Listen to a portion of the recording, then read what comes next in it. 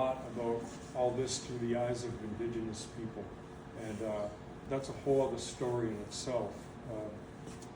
And let's see, I've canoed in Europe. I've been to Norway, Sweden, Germany, Austria on multi-day canoe trips, canoeing and fishing. And so a little bit more of my background. So I have an MS in environmental studies. I'm also a wilderness first responder. Anybody who's thinking about going into doing this, any of these kinds of activities in the outdoors, canoeing, even if it's just your family, I can't recommend more strongly that you think about getting certified in wilderness first aid. Wilderness first aid, I can talk to you about that in the end when we have the Q&A. There's 3 different tiers. There's wilderness first aid, a wilderness first responder, and a wilderness EMT. In the outdoor industry, the wilderness first responder is considered the gold standard. So something to think about. I'm actually still certified till November, which is great because it only lasts 3 years. It's like an 80-hour course, so it's nice to know. I just looked at my cert a couple of days ago to see where I was with it. When I was a kid, I was in scouting. I had every single waterfront merit badge. I was a scout lifeguard. I did mile swim in the 7th grade. I've been swimming since I was a little kid. My father was obsessed with all of us learning how to swim. My first merit badge was canoeing, and my second merit badge was rowing. So, in the outdoor industry and outdoor leadership, expeditionary learning is an expression that Outward Bound has. In fact, I think I have a copyright on it, expeditionary learning. So I wasn't supposed to be calling these trips on the Merrimack expeditionary learning. We called them the Merrimack River Science Expedition. So in getting the students down the river, sometimes people explain outdoor leadership as being like a 3-legged stool. And if you move one of the legs, the stool's going to fall over. And the 3 key things are safety, education, and fun. If it's not fun, students aren't going to buy into it, as you can imagine. So you got to figure out a way not only to be teaching them, and teaching them how to be safe, but how to have fun. And interestingly, as I was preparing my notes for tonight, it struck me, these things are really interconnected.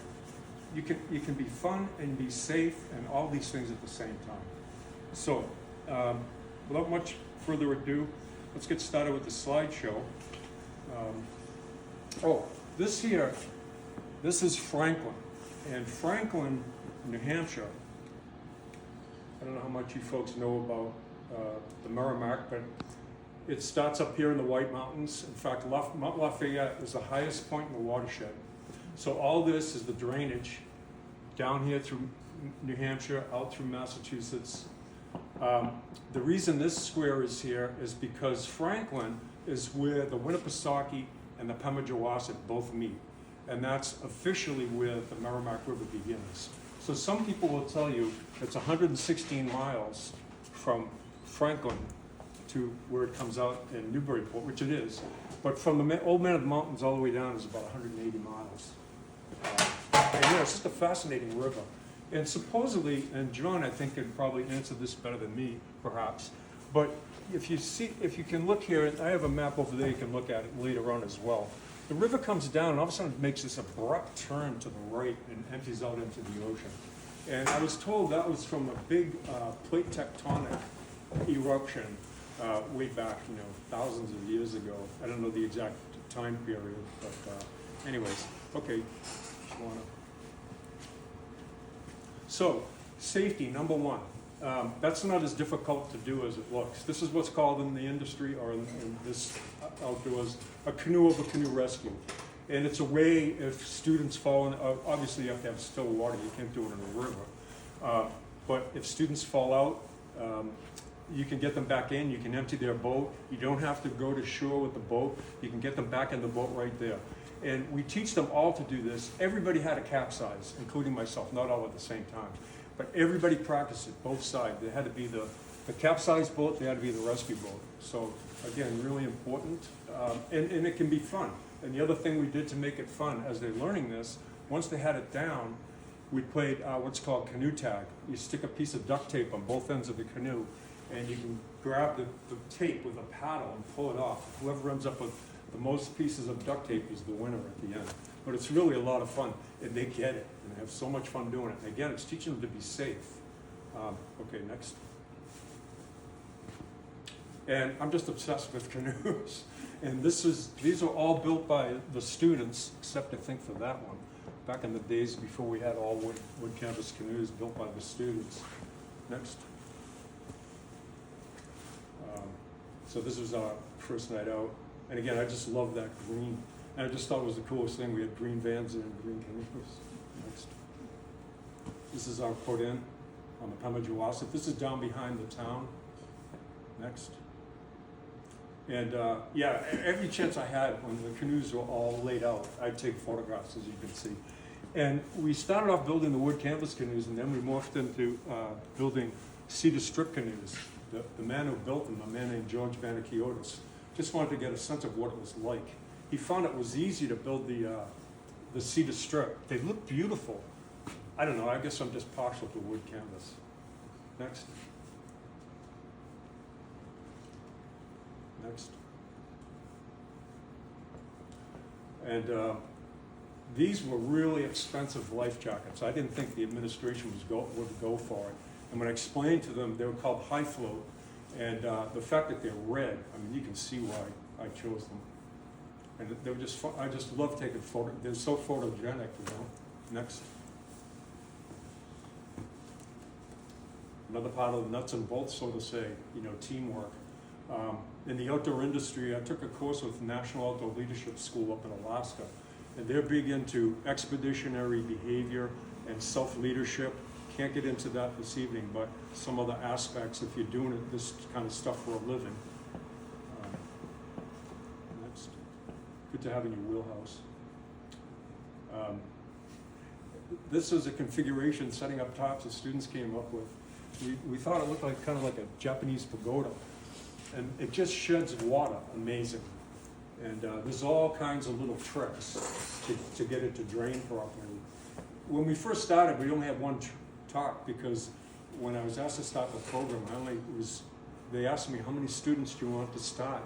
And I was like, I almost fell over backwards. How many teachers ever get asked how many students do they want? I said 10.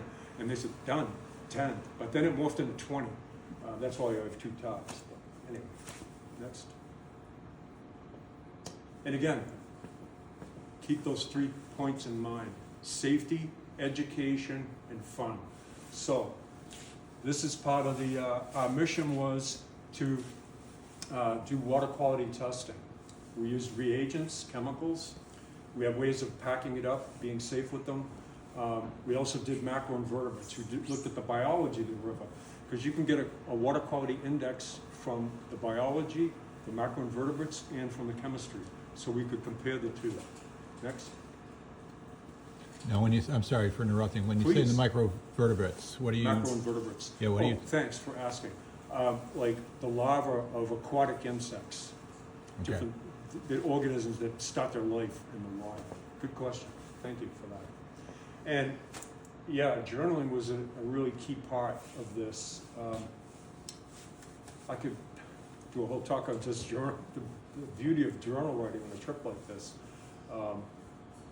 Yeah, really valuable. And I recommend if you have children or you yourself go out, anytime you spend time, quality time out there, think about bringing a journal because it could get passed down. Next. These are the people doing the macro collections. And any of the equipment you see, I brought in a couple of catalogs that you can look at, jot down information, where you can get all of this equipment, the science equipment, not the life jackets or that stuff. But and the company is called Acorn Naturalists, and they're geared for K through 12. They cover national science standards in terms of the materials that they put out. They cover STEAM, science, technology, engineering, art, and mathematics. That's another whole discussion, STEM versus STEAM. Next. And every trip each year, we put together a book of readings. And the book of readings is a collection of short stories, vignettes, or quotes that every meal we stop and somebody we called this person the humbler, and it was the cooks, the cooking crew. They're the ones who selected the humble and the humbler. And we just thought it was a good ritual, knowing that it had to be non-denominational. So I thought, well, you know, we need to be a little bit respectful of the food we're eating in this beautiful place that we were. So this is something we instituted. In fact, we used to take the students to Nova Scotia, Canada, to do comparative studies between US and Canadian fisheries. And we did it there as well. One time on the ferry going over, just before breakfast, we all stood up and somebody read the Humble. And afterwards, somebody came up to me and said, "Sir, is this a religious group or is this a cult?" And anyways, it was pretty funny. We all laughed at it. We thought we know we're doing the right thing. People coming over to ask. Next. And you know, the other thing I want to tell you, one of the coolest things that used to happen going down the river with the wood canvas canoes and the cedar strip, people are always coming up to the instructors and saying, "Wow, where'd you get these canoes? Who are you? What are you doing?" And we would always say, "Talk to the students," because I told them that they were going to be asked, and I said, "You have bragging rights, all the stuff that they did, building the canoes and then doing this trip." Next. Were they responsible for doing the tie downs and those kind of things as well? Yes. Can you back up one? Sure. Good question. Yep. This is a couple of students here. They learned everything. They had to learn how to tie them down. That's a really good question. Everybody was equally responsible, so that if somebody did mess up, they could check it. And one small thing, I don't know how many people ever thought about this, when you're tying a canoe down, usually you put on the front tie first, or strap, because what you want to do, you secure it as tightly as you can, and then you kind of just push on it, give it that last little push, so it slides forward before you put on the back one. And then, like, we had this, quality control. 2 or 3 people, after we thought the trailer was set, 2 or 3 people would run around and just check every single tie. Next. These are the navigators. The navigators also had to do weather reports every morning at 8 a.m., at noontime, and then at 8 p.m. And we have this instrument called a kestrel. And I brought a catalog in over there. There's tons of these little weather things you can take with you. I mean, literally, it'll fit in my chest pocket right here. And they also have them for fire control now. There's different sensors in it. They can tell by the moisture in the air and other factors, and they can calculate out what the likelihood is of a fire starting. And this is new technology, and they're in there as well. But they had a lot of responsibilities. They had to record all the wildlife. They had a logbook. Each crew had their own logbook where all their data had to be recorded. In addition to the weather reports, they were responsible for recording all the wildlife, where they saw it, and marking it with a GPS, what the location was, and then putting it on the map, and then in the logbooks, all that stuff was in there at the end. And then the last thing they had to do, we usually waited till the very end because the crews switched every 2 days.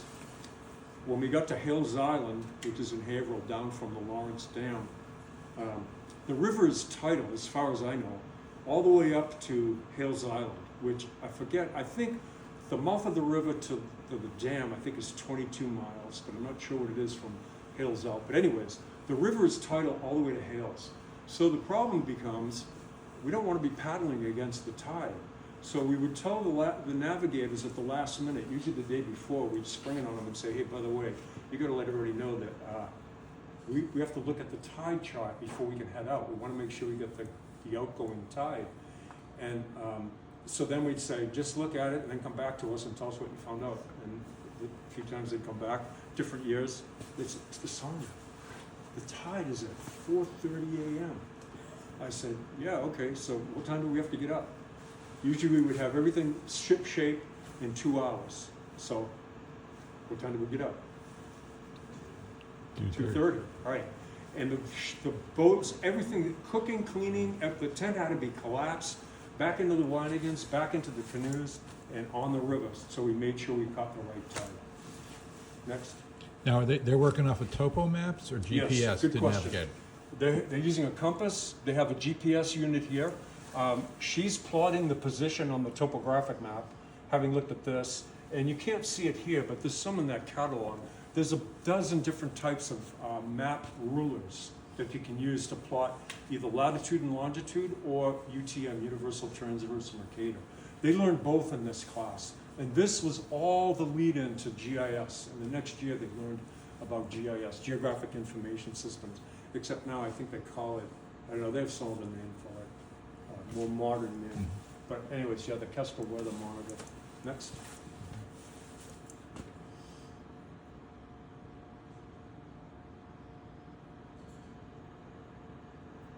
Next.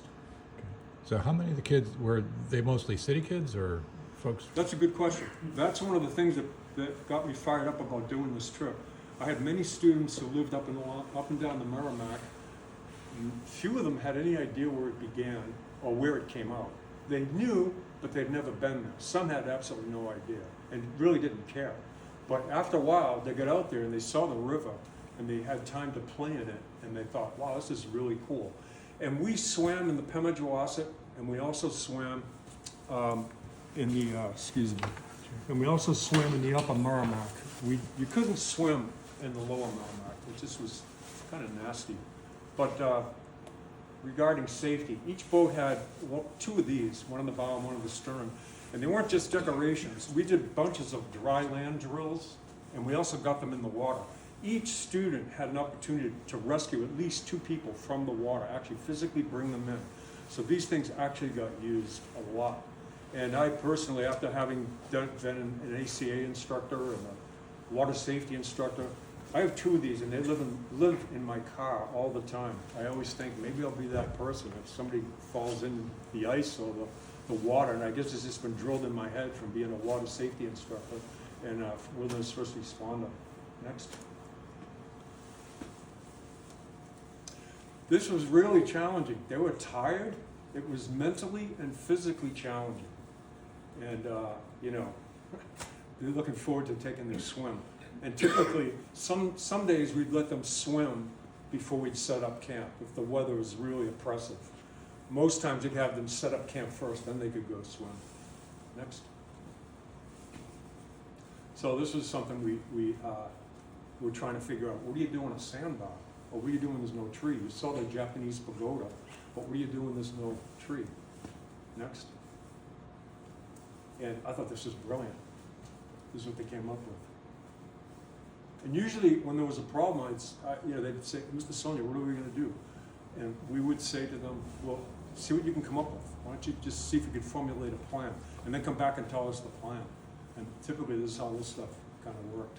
So can you walk through how that's set up? Sure. There's 4 wood canvas canoes. They don't have to be wood canvas, but they do have to be what's called open gunnels. Like if you can see here, this is a closed gunnel, and this here over there, this is an open gunnel. So we threaded the line, or they threaded the line through the open gunnels. I thought it was a brilliant use of what they had available. One time, when we didn't have our wood canvas canoes, later on, we ran into a situation, and what they came up with, another idea was, they just wrapped around the thick part of the canoe, and where it was pinched on the sand, that held it in place, which is another solution, if you don't happen to have open gunnels. Don't think you have to get open gunnels if you buy a new canoe. Next. Yep. So, sampling the river cuisine. These are, we call them, it's an indigenous word, wanigan. These are actually made out of wood or birch bark or something like that. I mean, there are some beautiful, beautiful wanigans out there you can find in different places. But we just didn't have the time. We wanted to make paddles with the students as well, but there just wasn't enough time to do all that. So these were great because these would float. If they capsized, they'd float 100 pounds worth of gear. Next. Here it is again. This is an interesting story here, Much Ado Cliffs. This is a story that we heard. Oh, the other thing we'd do is we're coming down the river, we would contact all the Conservation Commission people and see if any of them could come out and meet with us. So this side, I believe, is Boscawen. I'm not sure what side that was. But anyways, the man from Boscawen told us this story. He said it had been passed down. I'm not sure if it was actually written down anywhere. I think Keith said he might have heard this story before. Basically what happened in the early days of the settlers, a young Indian boy broke into a farm and he took some chickens. He took 2 chickens. He stole them, so they ran after him. He was a young kid, and they didn't want to shoot him because they would end up shooting him in the back. Fortunately, they didn't, they let him go. But the story is, I don't know how he did it, because I'll tell you, every year after we did all our testing, we'd go over the other side of the river and we'd swim in there. There's these big mud pits, and we'd put mud all over ourselves. And we tried climbing up there.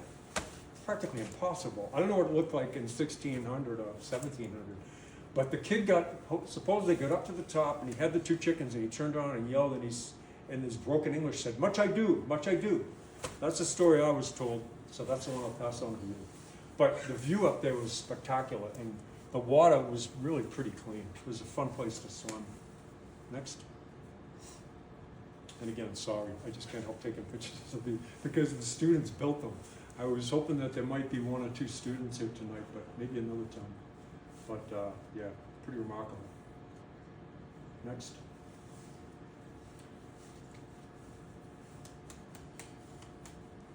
We looked at some of those earlier pictures, the ones you saw before. I don't know how many of you caught this. I'm going to sort of point it out, but we learned from our mistakes. Joe Martinez there, he might have picked up on it right away. In the earlier photos, all they had were gloves on. Then we said, whoa, whoa, whoa, wait a minute, they're using all these reagents.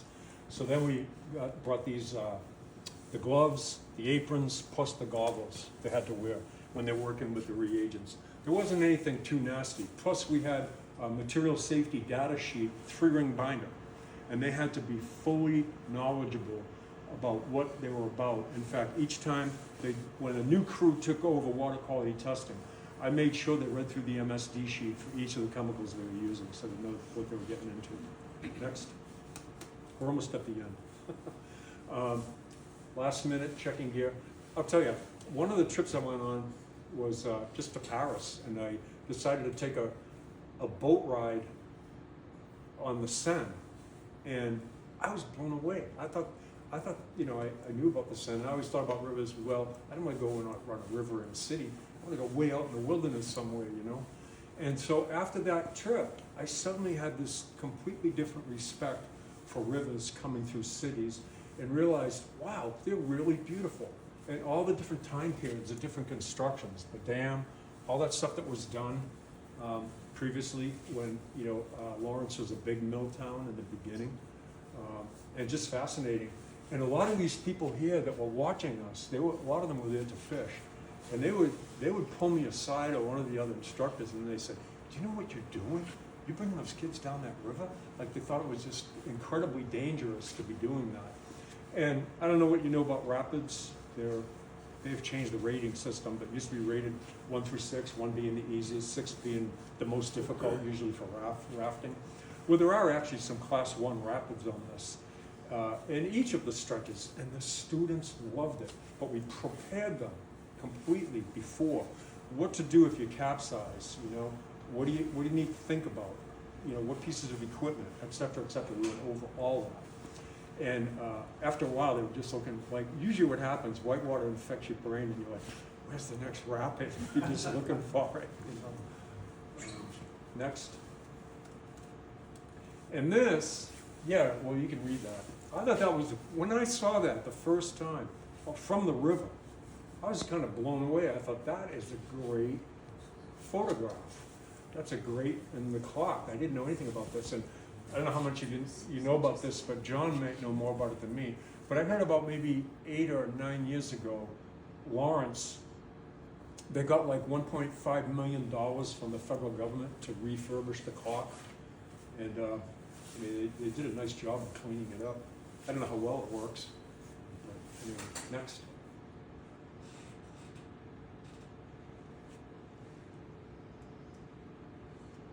And you can see some of them. They're pretty fatigued, but most of the students went on to either 2-year or 4-year college.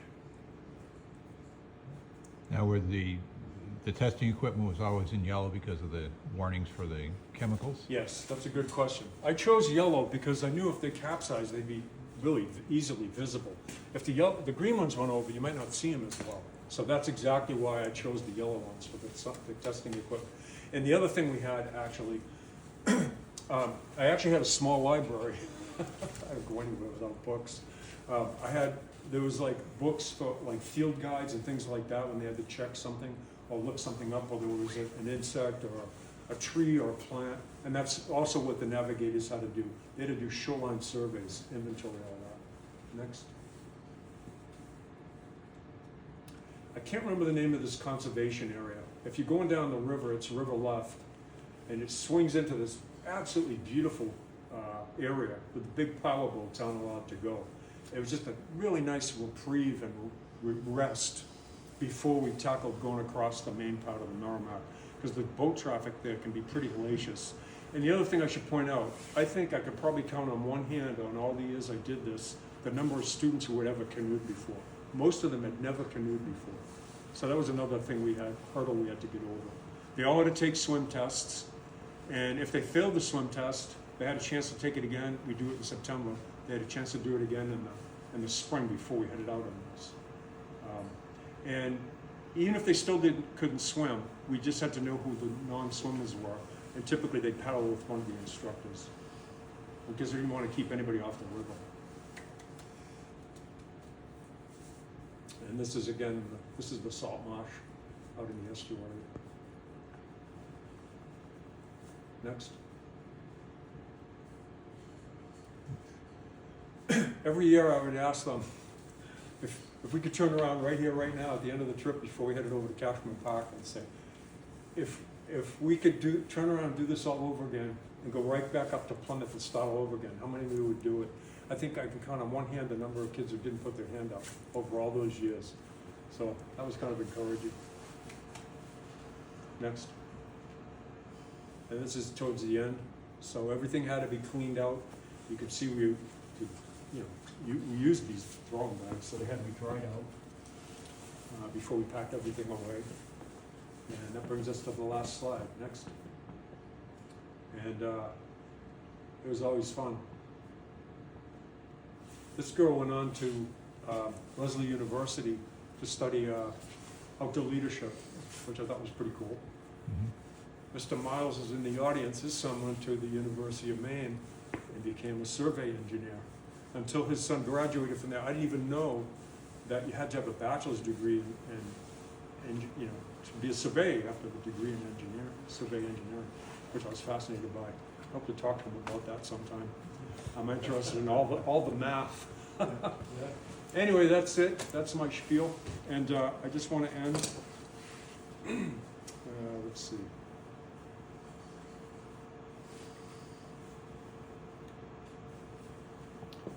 Oh, one other principle called challenge by choice. It comes from Outward Bound, and we sort of adopted that. We didn't have any student do anything that they didn't want to do. It was their choice.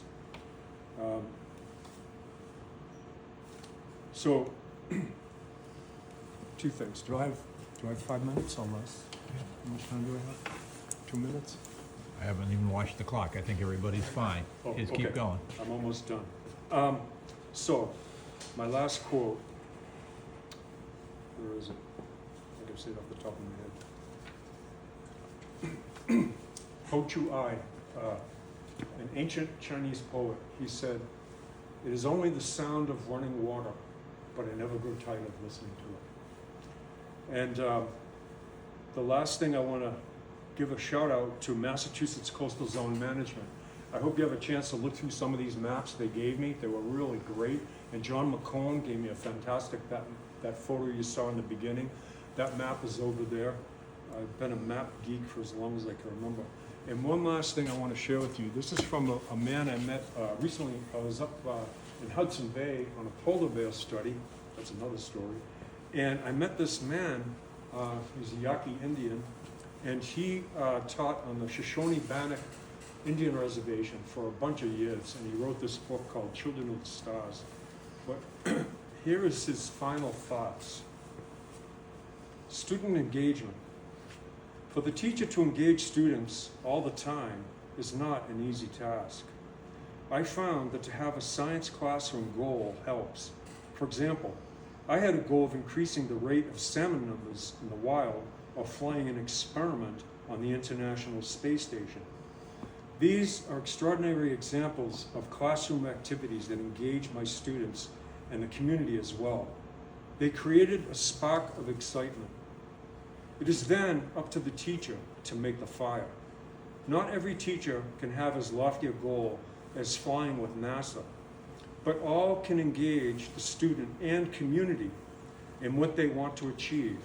For example, a community might be interested in providing habitat for butterflies or ensuring that turtles and frogs have safe passage across a busy highway.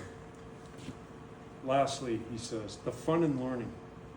I am not sure when some teachers and students lost the ability to just have fun while students learn.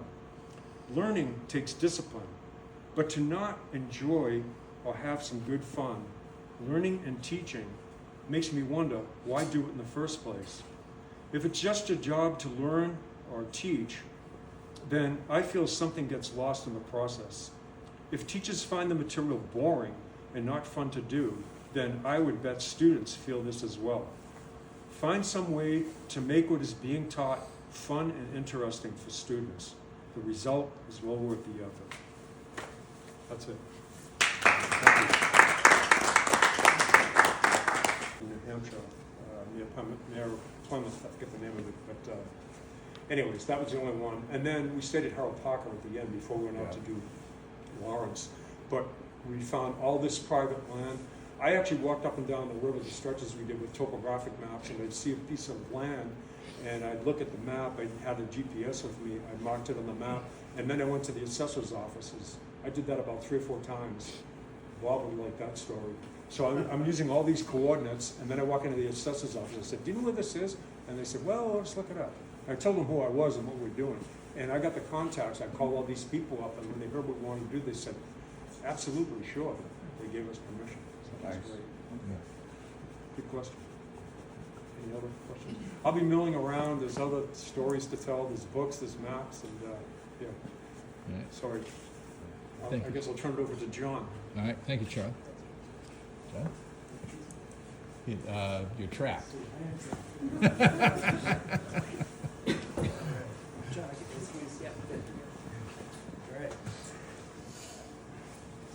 Charlie, you're a tough act to follow, I'll tell you. I don't know. That was Some of fascinating. your stories, you got just as good Well, stories as I do. I've never done, I don't know if anyone here has ever done a trip down the Merrimack. I sure haven't. I've done sections, but that is incredible. A few years ago, we had a group of people from the Watershed Council on the river, and they did it in 4 days, and they kicked their butts, and but they did it, and it became a big phenomenon. You know, it was in all the papers, and it was amazing how much it caught the imagination of people. You know, to actually do that and to think that you can still do that today. So hats off to you, because I know they ran into all kinds of issues all the way along, the dams, and rapids, and they ran into a CSO, which I'm going to talk about a little bit later here. But so my name is John Macone. I'm from the Merrimack River Watershed Council, and I guess we're going to advance the slides here. So a little bit, just kind of following up on what Charlie was saying. So I think you said 116. I got 117. There's a big debate on. I'll defer to you. I don't know. I'm just kidding. So, 4th largest river in New England, and I think the most amazing fact is over 700,000 people are now drinking out of it. It's the largest source of surface drinking water besides the Quabbin in New England. So this is a major, resource for all of us. Was anyone around for these awful days 50 years ago? This is actually the Nashua River. It would turn different colors every day depending on what dye they were dumping into it. But the Merrimack was literally an open sewer. There was 125 million gallons going in every day. There were no sewer plants whatsoever. And all this industrial waste, you could not go in the river at all. 50 years ago, Clean Water Act passed. Go to the next one. So the group I belonged to was formed right around then, and this was happening all across the country. The Clean Water Act had just passed, and probably remember all the pollution that was going on all across this country. People wanted to take it back, and so a lot of these kinds of nonprofits formed specific to a piece of land or a river to try to work towards cleaning it up. So we've been around for a long time, and the mission has never changed, which is just to make this river cleaner and healthier to pass on to the next generation. But the challenges change, since I've been here for 6 years, I've already seen generations of change happening as new contaminants come in and new problems. So this is the river today. It is so much cleaner. Most of the time you can actually be swimming in it. You're going to see these fantastic wildlife. This time of year, certainly you're going to see bald eagles, and even into the summer. If you're kayaking or canoeing on it in the summertime, in this lower area, you're probably going to see sturgeon jumping. Has anyone seen them? They are really something. They shoot out of the water like a rocket. You'll know it when you see them. And they're an endangered species, and they're making a comeback in the Merrimack. There are thousands of them here. But we do have some new threats, and I'm going to talk a little bit about that, because some of them will maybe concern you if you're canoeing or kayaking on the river. So I threw in a couple of slides, nothing compared to what you've got, but just a few kind of general pieces of information about some kayaking and canoeing, what it's like in this lower section. So this is this first section. Charlie was talking about this tidal zone from Plum Island up about to right around downtown Haverhill. Really busy with boats, power boats are going to be flying by you. The tides are a problem, especially if you're down through this area. A lot of open water. But the good news is there are lots of places to launch. The advice I've heard is to pick a spot and go, let's say, hour and a half, 2 hours before high tide, go out, and then you would go up with that tide perhaps, and then when the tide turns, you're going to come back down to your spot, and you're going to have a nice, easy trip, and you're going to see a lot, and you're not going to be fighting the tide the whole way. John, could I ask you a quick question? Do you know what this conservation land is called in here? That's where we took the students. Yeah, that's this area is sometimes called the back river or the back channel. Okay. Yeah, so that's the main channel on that side, the back Beautiful channel. in there. So these islands, yeah, they're all public too. That's Carr Island there. You could pull up your kayak or canoe on that island, walk around. It's an interesting historic island. But yeah, that is a beautiful area back there. And there's another river you can go up right there. You'll find that all the way along the little town river there. Go to the next one. Another area Charlie was mentioning about the Essex Dam, that's in Lawrence. So when you're coming up to these dams, you tend to have rapids and shallower waters, but if you get above them, it's somewhat of a mill pond. And this is really quite a lovely stretch through here. Here's Route 93, crossing into New Hampshire there.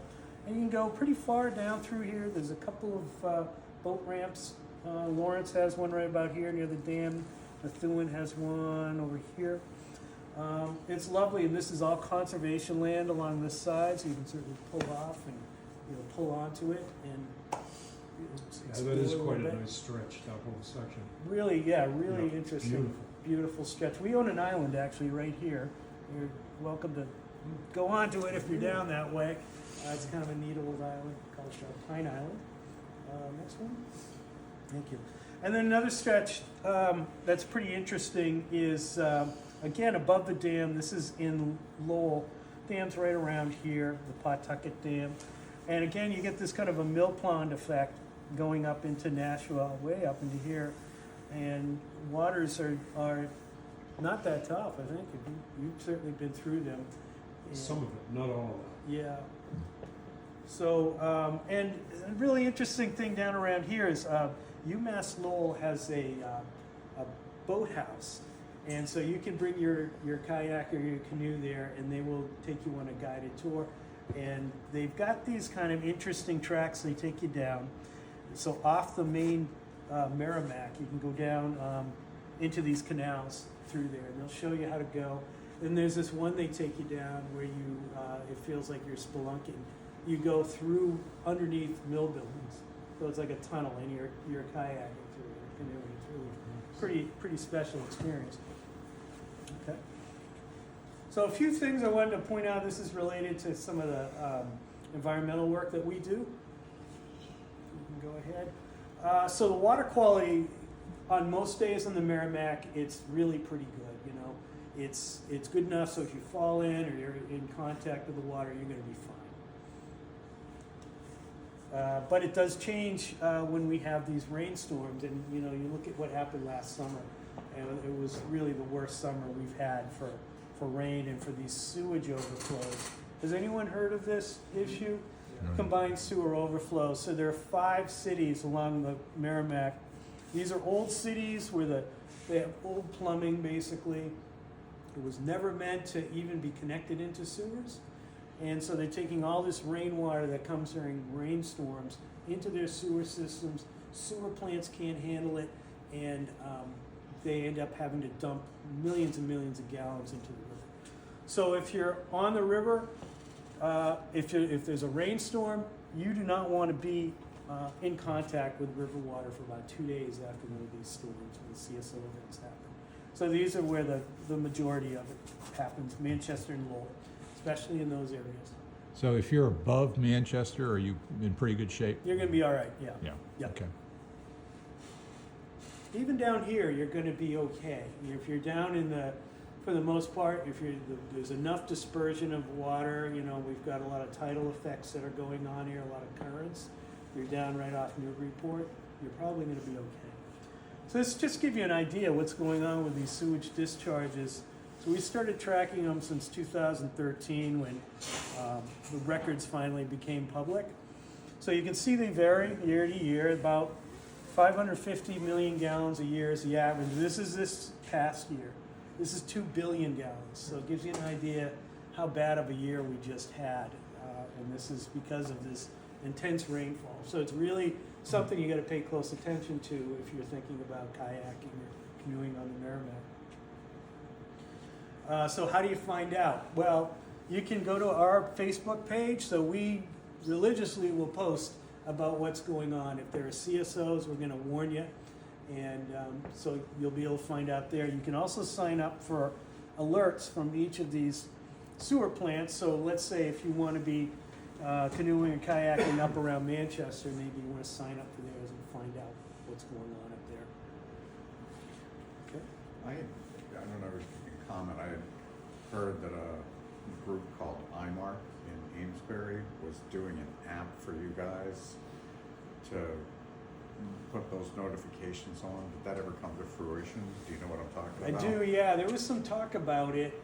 It hasn't happened yet, but that would be fantastic if it did. It would be so much more simple. We're hoping something like that will happen. Yeah. Was the hole up on their side? No, I think it was it was a funding issue. I remember the Rotary Club was trying to raise money. It was like $40,000 or $50,000 or something like that. Oh. And they Okay. couldn't raise it. But it's still kind of on the back burner. You know, it's an idea. All right. Yeah. So another thing to keep in mind is the flow on the river. So we've had, past 2 years, we've had extremes. 2 years ago, we had an incredible drought where the river was running at about 25% of its normal flow.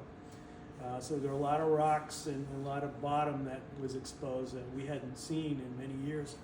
This past year was the absolute opposite. So this is the flow at the Lowell confluence with the Concord River.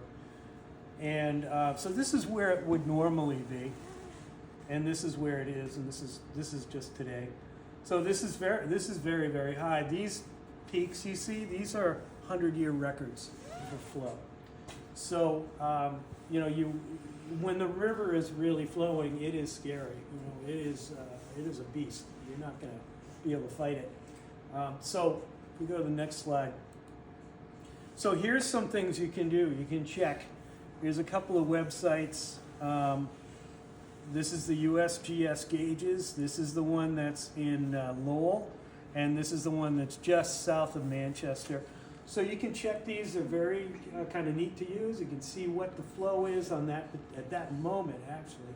And they also have comparisons of what the average is and the highs and the lows. So you can get an idea, rough idea. Okay, this looks like this flow is going to be safe enough to use the river. Okay, so just a few things that we're doing. So we're trying to solve this CSO problem. This is like a multi-million dollar problem, and it's very complicated. So we're trying to spearhead the formation of this regional group that's going to look at this problem on the Merrimack in general and work towards a solution so communities all along the river understand where the problems are and try to help get money, particularly to Lowell. Lowell is really a big problem for us. We also want to do we want to install automated bacteria monitors in the river so that you're going to be able, this maybe kind of answer to what you're thinking about is, so you're going to be able to go online and you're going to be able to go to a site and it's going to tell you just how much bacteria is in the river and whether it's safe or not at that moment. And that's pretty important because right now the way we do it is we send somebody out, they take a sample in the river, they come back, we rush it to a lab, 24 hours later the lab comes back and says, yeah, it's contaminated. Well, that was yesterday, right? So these monitors will tell us within a few hours the contamination levels are high or low. This is going to be better for us, so we'll know, maybe there was a CSO, but it's perhaps the river is not as polluted at that moment as we thought, and you can actually go out in it. So it'll just be a more sophisticated way to do things. So we monitor these CSOs very closely, and we're also trying to help communities all along the river to get money that they need to deal with it. Okay. So another issue that's going on with the Merrimack right now, this is really related to climate change, is there is a lot of erosion that happens during these storms going into the river, and that brings in pollution. And so we're working, particularly in New Hampshire, where you have a lot of potential for development to protect land that's along the river, so it doesn't get developed and you don't start to have these erosion and bacteria and pollution problems. And trees are our best defense against pollution going into the river. Cheapest and easiest way to control it. Go to the next one. Thank you. So just some other things we're working on. We are working on some dam removals along some of the tributaries of the Merrimack. So there's, if anyone's canoed or kayaked on the Concord River, there's a dam in Billerica that's the owner no longer wants. Looks like it's going to be taken down. It's going to change some of the dynamics of the river there, but it's going to return it to a more natural state, and that's going to help the fisheries. We have this is a very important river for river herring. The river herring are sort of like the pizza of the ocean. Every other fish wants to eat, and so if we have a healthy population of herring, then we're going to have a healthier population of fish in the ocean. So it's important that we get that chain to work correctly, and dams are one of the things that stop it from working correctly. So this dam in particular is very important because it's one of the first dams that fish come to as they're coming up the Merrimack and into the Concord. This dam goes down, there's going to be about 135 miles of habitat that's going to open up above it. So it's a big bang for the buck kind of a dam to take down. We do outreach programs, walking tours and things like that, different kinds of presentations. So if you're interested in the Merrimack River, you're free to come to any of these. These are all free events. We do cleanups along the river of invasive species and trash and all kinds of things that really shouldn't be along the river. We do some kayaking along the river too, mostly around Lowell. So if you're interested in joining us for that, check our website. And we also monitor water quality along the river at various points, all the way from Manchester out to Plum Island, so that we keep track of what's going on with bacteria and other measurements of water quality. Yeah, we do that with some, and that's, yes, we do other stuff too. Guarantee you. But anyways, thank you so much. Questions? I just got a question, John. Maybe you, Charles, too.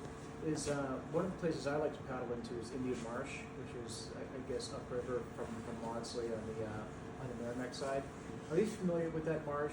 I've heard it's the second largest freshwater marsh north of the Chesapeake. Is that true? Is that a significant area of the river there? I don't know about Yeah, that. I'm I've not curious heard about that too. Yeah, I don't know. I am familiar with where you mean though. Yeah, that's a beautiful area. Any idea, Charles? Are the To be honest, I know of it, but I don't know any of the particulars about it. It's also a really interesting Abnaki sacred site on the Newburyport side. It seems to be kind of not promoted, which is nice, but interesting. Human imprint here too. On which side, Yeah. on which side is On it? the southern side Of, of Newburyport, kind of by Arrowhead Farm. real, I didn't talk to you. Yeah. I'll have to check that Yeah, that's true. There are a lot of interesting sites, the Native American sites. So there's right around, let's see, in Haverhill, just around Hales Island actually. out. Mm-hmm. That's where the sturgeon are. Oh. So they're there now. They're overwintering. They were discovered 2 or 3 years ago. I should have brought the slides. There was a survey crew out trying to figure out if there was sturgeon in the river, and sure enough, there were. They found 4,000 of them. Some poor guy had to count them. But they just line up, in lines, and they just lay there on the bottom of the river. And there is, coincidentally, there is a collection of Native American village sites right around there. So it's thought maybe, that was the connecting point. They've always been there, and Native Americans certainly would have known. I know there's a guy in Haverhill who says that there is an ancient weir that's right there as well. So, yeah. What kind of chemical, what are you, like when you say that those, like when it rains, is it chemicals or is it like E. coli and stuff like Yeah, that? it's- or everything? It's all that. It's all that. It's anything that washes off the streets, oil. It can be even the dog feces, washing into the water. Anything that we dump on the land, basically, can Right, quickly, right off. yeah, can quickly go. Especially if an area is paved, just go right into it. But if you have this barrier of trees and forest barrier, really important for protecting water. So the 700,000 people that drink the Merrimack water, I'm assuming it's the upper river? Yeah, the first community going up the river you're gonna find where they drink out of the Merrimack is Lawrence and Andover, Methuen, Lowell, and then you get up into New Hampshire. So what do they do when there's a big dump off of the CSOs? Well, the sewage plants alert the water plants downriver that, this has happened, and they have to be extra careful about how they're processing water. It's a good question, though. I don't know the answer. I'm sure there's a cost that's involved in treating that water, because some of the tests we do, the limit for swimming in water for coliform is 235 colony units per 100 milligrams. And we see numbers sometimes 2 or 3 or 4,000 in the river after a storm. So they're pulling that in, into these plants, and they're going to treat it. I had a question about those monitors that you said that they're thinking about putting in. And it said that the Merrimack would end up being the first river or watershed in the Northeast. Do you know where else they might be using them? Yeah, the Delaware. Really? The Delaware River, they're using them successfully. So we've been talking with USGS, which has some monitoring stations in the Merrimack. And they're very interested in bringing them here. The problem is it's money. They're like 40,000 a piece, and then there's a lot of maintenance. But you look at, you're sending people out, all the time to do this. What's the cost of sending people out? Because up and down the Yukon, all these villages are going out there. In fact, high school kids in the villages are going out doing monitoring like once a month, all year long, and they check the permafrost and all that. And I was thinking, damn, that'd be great for them to have it up there. Yeah. Yeah, it's a new technology and it just hasn't really caught on yet. You know, we're still kind of stuck in the sending people out. Yeah, So, done a lot of that. yeah.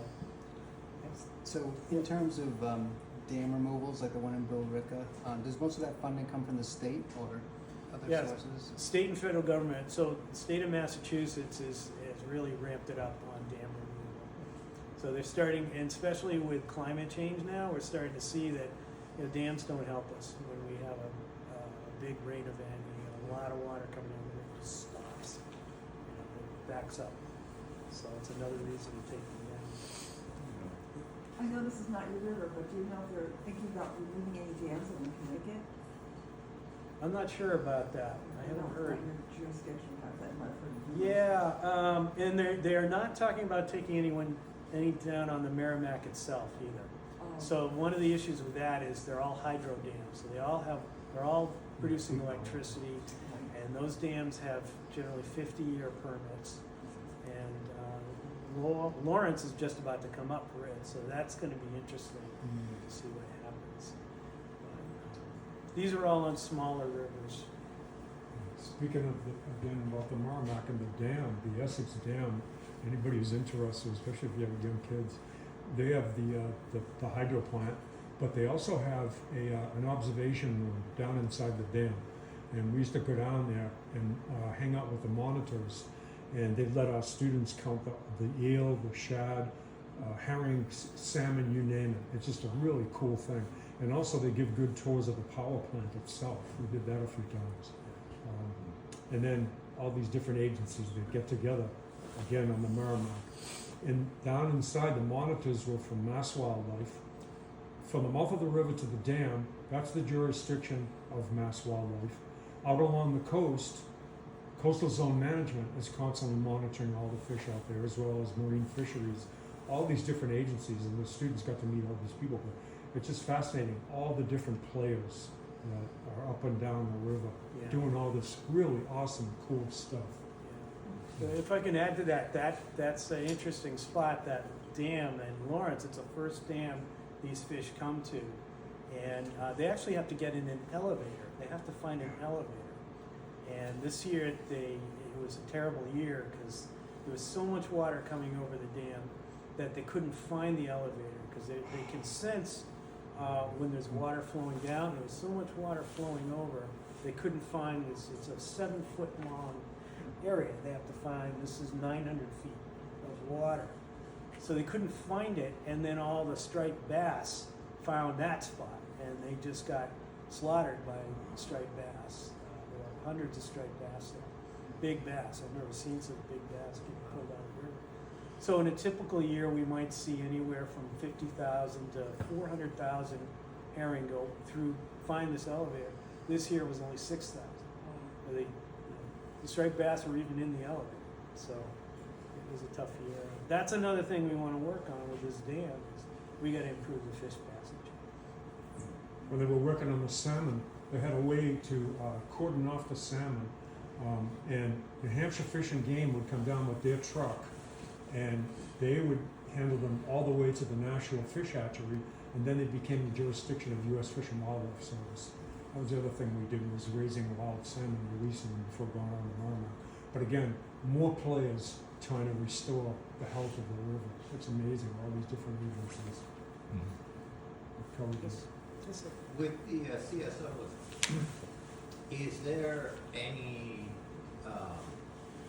chance of actually fixing the problem, or is it really just monitoring? Yeah, so technically they're breaking the law by doing this. But the goal at the end of the day is to limit them, if not end them. So it's expensive, and each of these communities is making steps towards that. Manchester is doing a project that's going to decrease its outflow by probably 80%, and that might be done within 2 or 3 years. So that's a big chunk of the CSO problem. Lowell just is now under a federal order to invest a huge amount of money into a cleanup, and they're probably going to be looking at that as well. So within 5-10 years, we might see a dramatic decrease. It's gonna come at the same time when we start to see these increases in these rain events, so. I had heard that Nashua was also a contributor to the CSO problem, but you Yes. didn't mention that. Can you address that issue? Yeah, so Nashua is probably the biggest success story we have. So Manchester, I was mentioning, this year Manchester released almost 900 million gallons. Nashua released about 20 million. So Nashua has done what it's supposed to do, which is it's separated its pipes so that the sewage and the street drains are not in the same pipes. They have underground storage containers to hold water, the sewage water until after a storm, and they pump it back through their plants. So they're doing the right thing. Someday, hopefully, everyone will be doing basically what Nashua is doing. Good. Do you know, is there a waterway guide or anything for paddling the river? I've never seen one for the Merrimack. That's a Connecticut great River question. has one. Yeah. Yeah. How you should- I was looking online to see if I could find public launch points along it, and that there are separate websites that have some of it, but I haven't found a kind of Master, continuous, yeah. master list on the Merrimack. That would be something to be really a great thing to have, not only as a selfish paddler, but also when you publish that information and people start using the river, then you get more support for fixing the river. Right. So- There's awareness. Yeah. I think it's incredible driving in and Alliance State Park in Amesbury, going up the powwow, coming back, Indian Marsh, and then down to the islands. I mean, it really is pretty extraordinary, especially shoulder seasons. I don't like being out there with the power boats, but I think it's extraordinary. I mean, it's really a gift to have out here. Yeah, I agree. That area, that is an Love that incredible area. area. Yeah. Yeah. That Back River and all there, you feel like you're 1,000 miles from civilization. And you're right off of downtown Newbury. Yeah, I was surprised. I was there during the holiday break because it was so mild. I was paddling down there. I dropped in on Deer Road. I was surprised by it, and I guess we'd expect this because it's tidal, but I was surprised by the amount of trash I saw. That was a real kind of a buzzkill. So there was a lot of shit around here. That was the only kind of a surprise I had. But storms. I guess things coming up, things coming down. Yep, yeah. So we do cleanups on that island in particular. There's certain areas that really collect it, and that's one of them. Yeah. It kind of goes back and forth the other tide, pushes it back up onto the island. Yeah. Beautiful. All right. Thank you Thank all. you. Thank you all very much.